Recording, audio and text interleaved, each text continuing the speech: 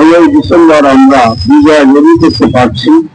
বিজয় রবিতে আমাদের চাওয়া পাওয়া, আমাদের অধিকার সম্পর্কে আমরা কথা বলেছি।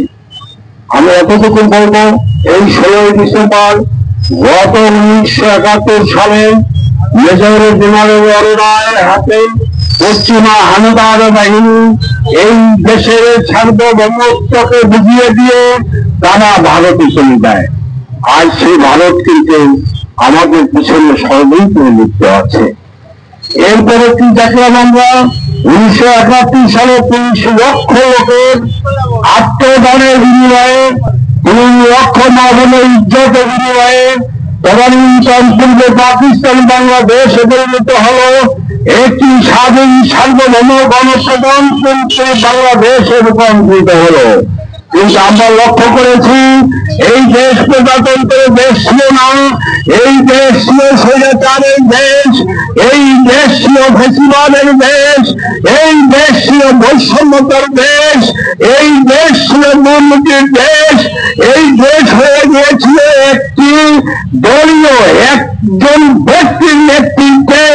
এই দেশ থেকে হাজারো বিলিয়ন লক্ষ বিলিয়ন ডলার চুরি হয়েছে, এই দেশ থেকে হাজার হাজার লক্ষ লক্ষ মানুষ শোষিত হয়েছে। তারা শাসন করেছে স্বৈরাচারের ভূমিকায়।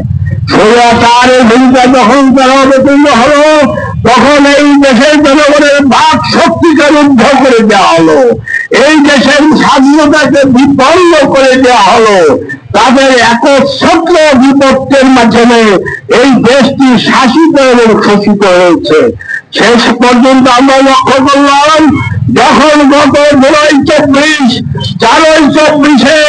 ঢাকা বিশ্ববিদ্যালয়ের ছাত্ররা এই স্বৈরাচারের বিরুদ্ধে, বৈষম্যতার বিরুদ্ধে তারা তাদের অধিকার সাহস করার জন্য যখন আন্দোলনে নামলো, এই আন্দোলন আস্তে আস্তে এত গতিশীল হলো, এই আন্দোলনে সর্বস্তরের জনগণ অংশগ্রহণ করে ফ্যাসিবাদ সরকারকে এমন একটি কুঠায় অবতীর্ণ করলো যে সেই ফ্যাসিবাদের প্রধানমন্ত্রী দেশ থেকে পালিয়ে গেল।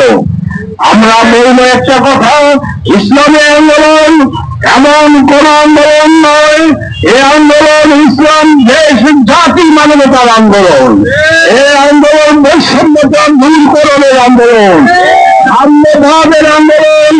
আমি স্পষ্টভাবে বলতে চাই, স্বৈরাচার ফ্যাসিবাদী আইনা ঘর তৈরি করে এদেশের নাম, এদেশের জ্ঞানী গরিব মানুষদের দেশভাবে হত্যা, গুম, খুন করেছে, যে নির্যাতন করেছে, পৃথিবীর ইতিহাস এটা বিরল।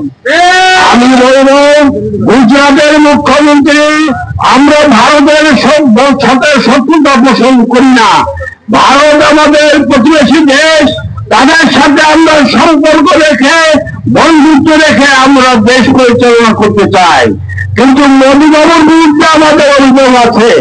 এই মোদীবাবু যদিও ধর্ম নিরপেক্ষতার দোহাই দিয়ে, গণতন্ত্রের দোহাই দিয়ে ভারত শাসন করছে, কিন্তু তার ইতিহাস, পূর্বে ইতিহাস বর্ণনা করে দেখা যায় সে সম্পূর্ণরূপে ইসলাম ও মুসলিম বিরোধী একটি শক্তি বা সরকার।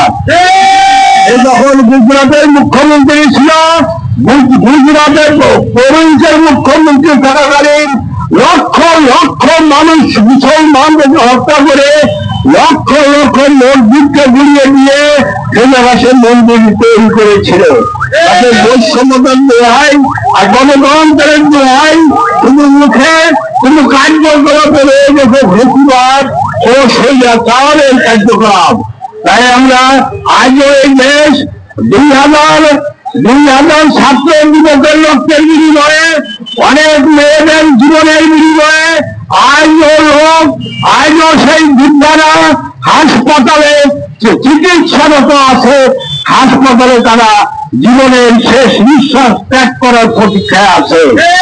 আমাদের দাবি, যারা এখন অসুস্থ আছে তাদের সুস্থতার জন্য সরকার, বর্তমান যে অন্তর্বর্তীকালীন সরকার বাহাদুর আছে, প্রধান উপদেষ্টা আছে, প্রধান উপদেষ্টার শুরুতে আমাদের আপনার আবেদন থাকবে, ইসলামী আন্দোলন বাংলাদেশের পক্ষ থেকে তাদের সুচিকিৎসা এবং তাদের পারিবারিক সঞ্চয়ন, তাদের সর্বপ্রকার সাহায্যের হাত বাড়িয়ে দিতে হবে।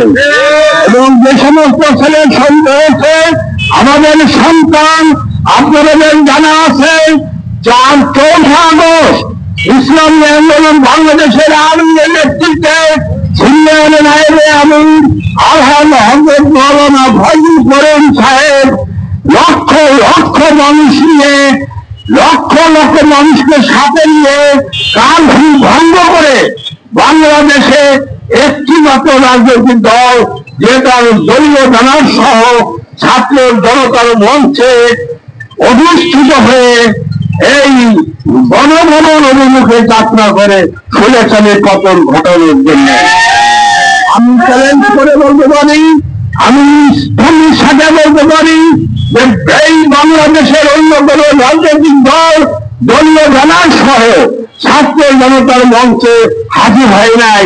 ছাত্র জনতার সাথে কারফিউ ভঙ্গ করে ফ্যাসিস্ট এবং এই স্বৈরাচার সরকারের বিরুদ্ধে কোন আন্দোলনে যুক্ত হয় নাই।